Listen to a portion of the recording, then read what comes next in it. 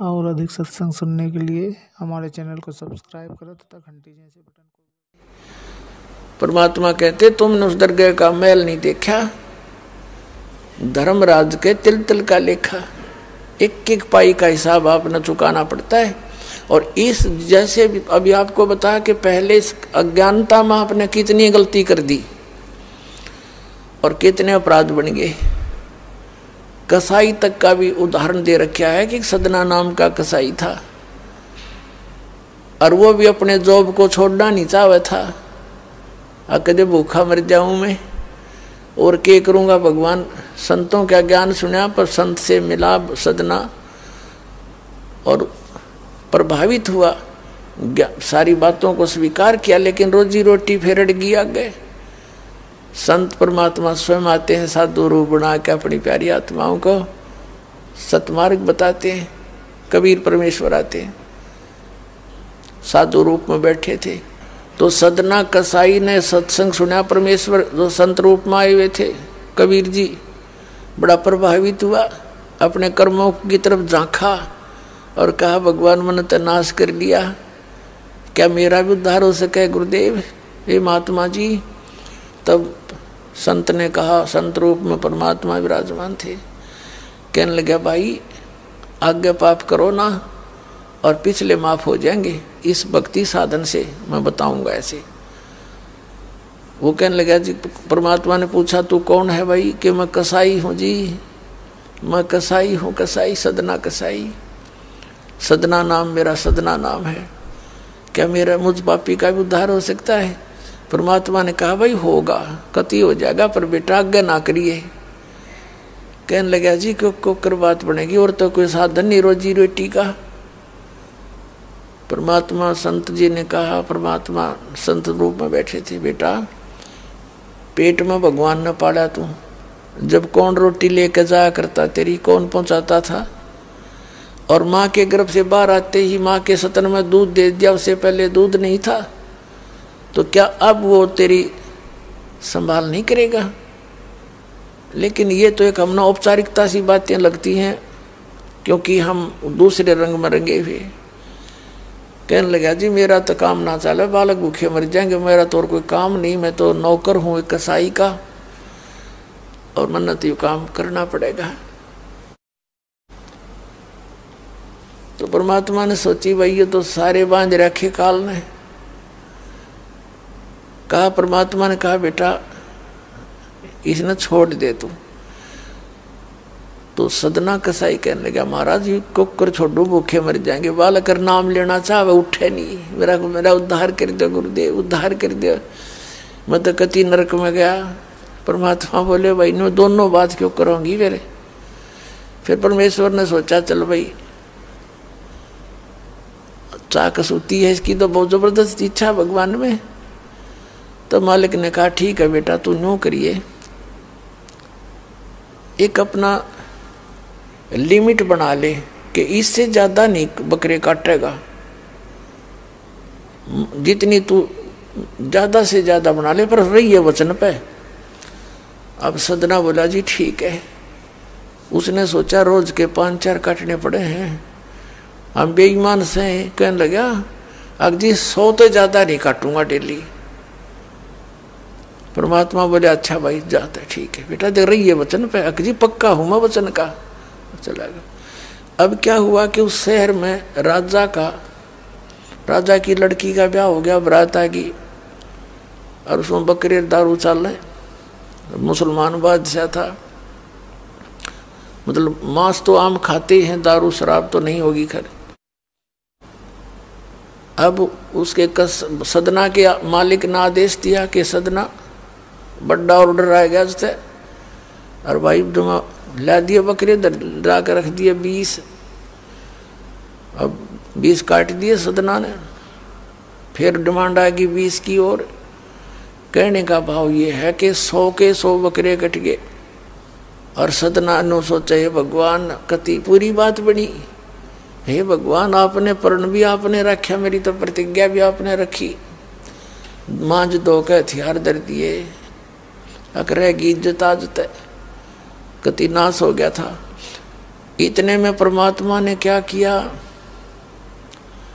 एक बहुत बड़े व्यापारी का रूप बना के पहुंच गया सदना के मालिक के पास और कहा भाई मैंने ऐसे ऐसे कांटेक्ट करना, एग्रीमेंट करना तेरे से, रोज के 20, 30, 50 बकरे चाहिएंगे और मैं ऐसे आगे सप्लाई किया करता हूं। तो बड़ा खुश हो गया वो सदना का मालिक कसाई, कहने लगा भाई ठीक है। और वो बोला जी बाकी एग्रीमेंट कराएंगे सवेरे, तो मैं थक रहा हूँ, भूख लाग रही है कि मैं खाना खिलाओ और बढ़िया बढ़िया स्वस्थ बकरे का मांस बनवाना। अब कसाई ने आदर किया नौकर के, सदना इधर आ। अब वो सदन कसाई आ गया, हाँ जी कि एक बकरा काट फटाफट। और बड़ा व्यापारी आया है, बड़ा एग्रीमेंट हो गया है, होएगा बड़ी बढ़िया अच्छा। और भोजन तैयार करा, भेज रसोई में। अब सदना के हाथ पैर फूल गए, क्या वह बात बिगड़ गई भाई, तो ना बनी बात, आज तो प्रतिज्ञा भंग होएगी। अब उसने सोचा कि जब बकरा ना काटूंगा तो यो मालिक नौकरी तो निकाल लेगा, और जब बकरा काट दिया तो वचन भंग हो गया, मेरी तो बात बिगड़ गई दोनों तरफ से। तो उसने सोचा एक आदमी का भोजन बनेगा, तो उसने क्या सोचा कि बकरे के नड़े नड़े काट दूं, अंडकोश, अब मेरा पर्ण भी रह जाएगा और भोजन भी बन जाएगा एक आदमी का। हथियार उठाया और बकरे के वो नड़े काटने चाहे, बकरा बुलवा दिया परमात्मा ने बोला सदना और देख भाई मर्यादा ना तोड़े, ना जाने कितनी बार तो तू बकरा बन दिया और मैं बना कसाई, और देखियो मैंने तेरे गल काटे हैं, तेरे को ऐसे नहीं काटा जैसे तू काटने जा रहा है। अब सारी रात तड़प कर मरूंगा मैं, तन्ने भी फिर मैं ऐसे ही काटूंगा तेरे को, ये देख लेना। अब बकरा किस सदना किसके बकरे काट रहा था, हाथ मत कर छूट गई, कप्पा खड़ा खड़ा बकरा बोले ना, कटर बैठ गया रोए। मालिक ने बाट देखी, रसोई में आवाज लगाई, रसोई से संदेशा गया जी अभी तक आया नहीं, मटेरियल पदार्थ नहीं आया, बनाऊं के ऊपर। खुद मालिक गया, सदना से कहा कि सदना क्या करा तूने, काटा नहीं बकरा। मैं नहीं काटू मालिक, मैं नहीं काटू। उसने सोचा ये तो दुश्मन है, ये प्रसन्न नहीं है मेरे इस एग्रीमेंट से, ये काहे का नौकर है। अब ला तू नहीं काटे ना, मैं काटू। उठा गुस्से में सदना के दोनों हाथ काट दिए उस कसाई मालिक ने, अरे एक मारी लात करते बाहर काट दिया। अब जैसे अभी ट्रीटमेंट वगैरह करा करो का, महीने 2 महीने रो पीट कर उन्हें सोची क्या करूं भाई। उसने सोचा चल पड़ी यहाँ से। उस संत ने कहा था मैं वहां जगन्नाथ के मंदिर में रहता हूं, वहां आ जाना। उस जगन्नाथ के मंदिर की तरफ चल पड़ा कि भाई परमात्मा ने जब इतना चमत्कार दिखाया है, बकरा बोलिया, इसे बुंडे काम ना मैं तो कदे भी ना करूं, मरवा चाहे जीवा चाहे भूखे मरे। आदमी की कही तो ना जच्चे, पर वह तो सच्ची होगी, सामने तो जुल्म हो गया। यूं तो बहुत बुरा जो है ना एक रूटीन है, यू नहीं करें भाई कति भी। संत साची के थे वो उस दिन जच्ची उसके, उस गुरुदेव के पास समाधान के लिए चल पड़ा। देख कहाँ तक बिजली गिरती है इस भूंडे कर्मों से, कैसे फिर जो मालिक परम संत की शरण में जा रक्षा कैसे होती है। अब वो चला जा रहा था, पहले सरपंच नहीं होते थे, नंबरदार होली सोली होता था गांव का, और 5-4 गांव में से एक गांव वाले व्यक्ति नंबरदार को विशेष और पावर दे देता था राजा, जिस वो दंडित भी कर सकता था अन्य किसी उनको।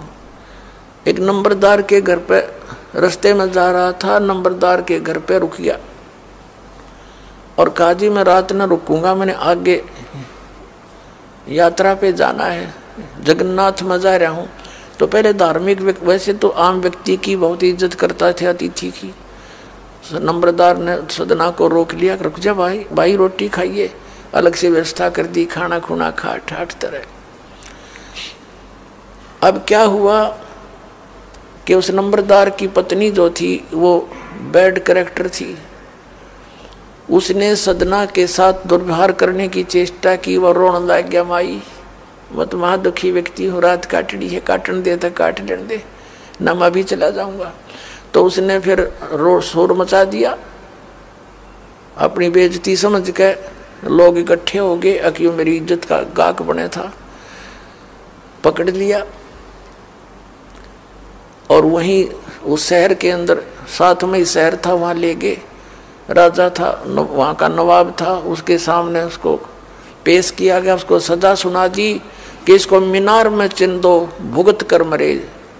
इसको कितना नंबरदार ने इसको इज्जत से रखा और इसने धोखा किया, उसी के साथ पत्नी के साथ दुर्व्यवहार करने की चेष्टा की। और उसकी पत्नी ने गवाही दे दी, जी मेरे ऐसे ऐसे सतन पकड़ दिए इसने। अब मीनार के अंदर खड़ा करके मीनार चढ़वा दिया, बंद कर दिया। अकाब मर जाएगा चिल्ला चिल्ला के, रो पीट के।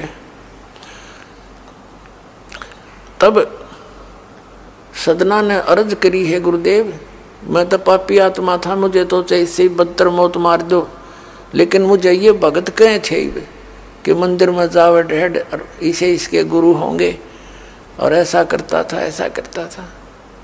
दाता आपके नाम पर बट्टा लग गया, तो मैं तो नीच था, चाहे इससे भी बुरी मौत मार देते। दाता इस भक्ति की इज्जत रखियो मेरे मालिक। इतना ही कहा था, वो सारा मीनार फट गया और ईंटें उन सरपंच के सर में लगी। उसकी पत्नी के दोनों सतन कट के वहीं गिर गए, खून चल पड़ा। और जिन्होंने ये संदेश सुनाया था, अन्याय का फैसला सुनाया था, उनके सर में ईंट लगी जा जाके। और देखा इतना आवाज हुई, आसपास सब भागे आए, देखने आए, और सदना के दोनों हाथ पूरे हो गए, कटे हुए नहीं रहे। बोलो सतगुरुदेव।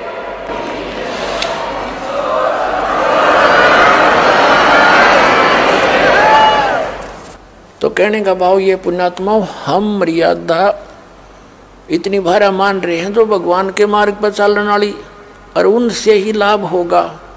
भाई जो गुरु बचन पे डट गे, कट गे फंद 84 के, कट गे फंद 84 के, कट गे फंद 84 के। भाई जो गुरु बचन पे डट गे, कट गे फंद 84 के। वस्तु मिली ठोड़ की ठोड़, मिटगी मन पापी की दौड़। वस्तु मिली ठोड़ की ठोड़, मिटगी मन पापी की दौड़। भरम मिटे मथुरा काशी के, भरम मिटे मथुरा काशी के। भाई जो गुरु बचन पर डट गे, कट गे फंद 84 के। अब पुणात्माओं, सदना जैसे कसाई का उद्धार कर दिया उस परम पिता ने, तो आप का तो कहना है कि है जिस मार्ग पर लग जाओ, तो वही मार्ग, वही परमात्मा और वही ज्ञान, वो समाधान आज इस दास को दे रखा है उस दाता ने। इसका लाभ उठाओ, औरों को भी समझाओ, सत्य से परिचित हो जाओ।